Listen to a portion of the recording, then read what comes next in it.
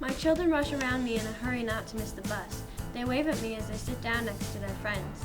I sit down on the porch to drink my cup of morning coffee. I love my life here in the UK, but sometimes I will look back into the past. Why? To see how I got here, to see how it all started. Same school, same town. In the 7th grade, me and so many others started going to the newly built middle school in Fargo, North Dakota, Liberty Middle School, which, despite its location, is actually a West Fargo school. One of my best friends that year was Ava Anderson. What's your favorite Doctor Who ship?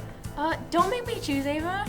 Well, I guess it would be Ian and Barbara from Classic Who. I knew you were going to say that.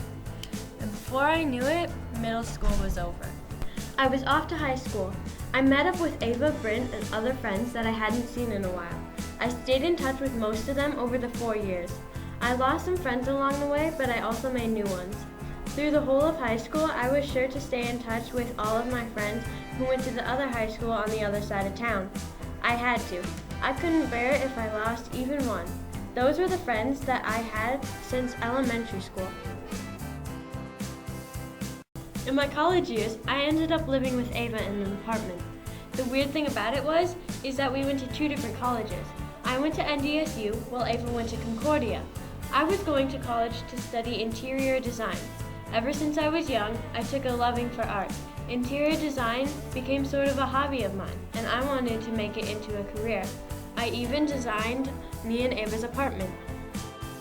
After college, Ava and I went our separate ways.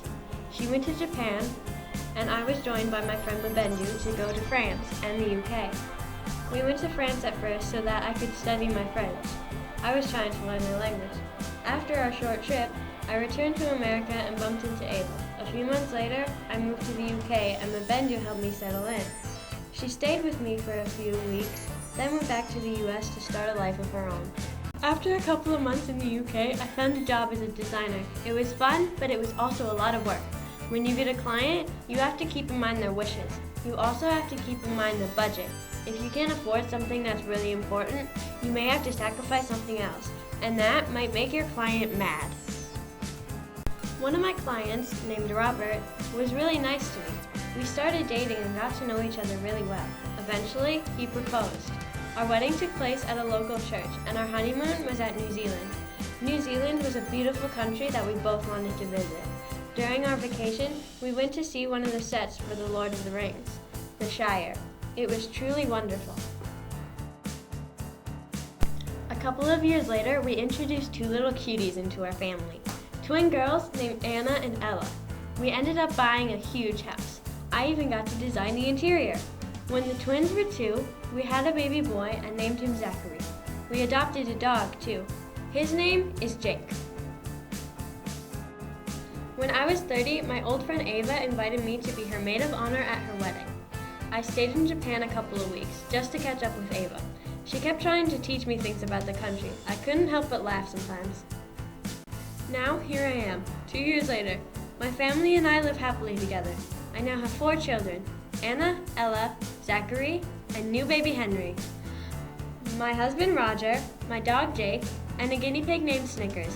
We share many happy memories and some sad ones too. My journey is not over, but this story is drawing to an end.